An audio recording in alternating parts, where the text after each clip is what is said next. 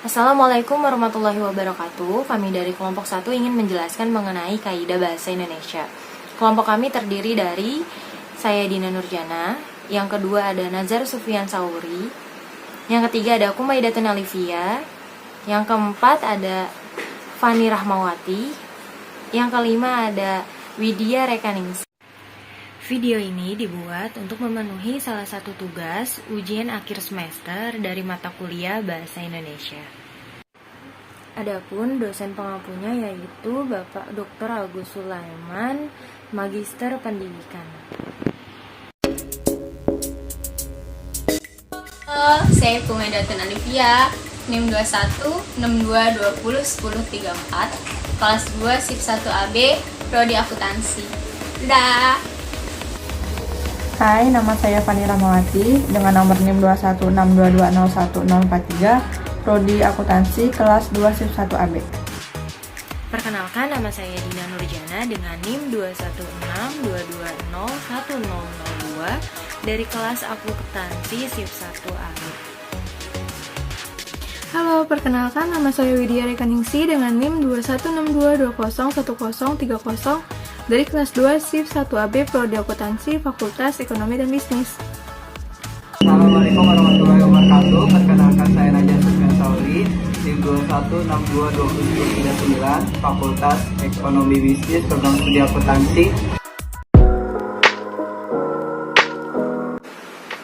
Bahasa Indonesia. Bahasa Indonesia merupakan bahasa resmi bangsa Indonesia. Dalam kiprahnya sebagai bahasa resmi negara, bahasa Indonesia memiliki kaidah dan tatanan yang telah disempurnakan ejaannya. Bahasa Indonesia yang sudah dikenal sejak zaman dahulu merupakan bahasa nasional masyarakat Indonesia yang digunakan untuk berkomunikasi sehari-hari. Generasi muda zaman sekarang jarang menggunakan bahasa Indonesia yang baik dan benar dalam kehidupan sehari-hari. Hal tersebut dipengaruhi oleh penggunaan bahasa Indonesia oleh para pesohor negeri yang menjadi sorotan media, baik media cetak maupun media elektronik.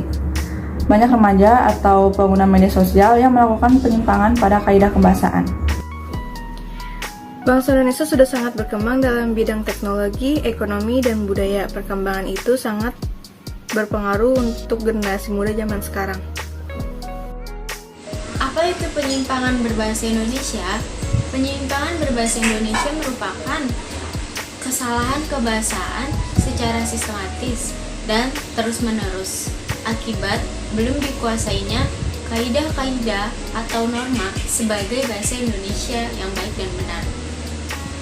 Penyimpangan kebahasaan cenderung diabaikan dalam analisis kesalahan berbahasa karena sifatnya tidak acak, individual, tidak sistematis, dan tidak permanen atau bersifat sementara. Berbahasa berdasarkan penyimpangan kaidah bahasa yang berlaku dalam bahasa itu. Dilarang parkir depan pintu. Kalimat di atas merupakan kalimat larangan yang tidak sesuai karena kurang imbuhan di. Seharusnya kalimat yang baku dan sesuai dengan kaidah bahasa Indonesia adalah dilarang parkir di depan pintu. Tersebut terdapat penyimpangan kaidah bahasa Indonesia dalam kalimat "gak ada kata terlambat buat belajar". Kalimat tersebut merupakan kalimat yang tidak baku. Kata "gak" seharusnya diganti dengan kata "tidak". Kemudian kata "buat" juga merupakan kata yang tidak baku, seharusnya diganti dengan kata "untuk". Sehingga penulisan yang baik dan benar adalah tidak ada kata terlambat untuk belajar. Pada gambar tersebut terdapat kata apotik. Kata apotik tidak baku, sedangkan penulisan yang baku dan sesuai KBBI adalah apotek.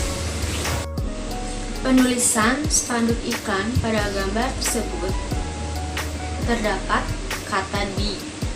Dalam kalimat tersebut, di yang merupakan sebuah awalan untuk sebuah kata kerja pasif yang harus digabungkan pada kata kerja yang diawalinya.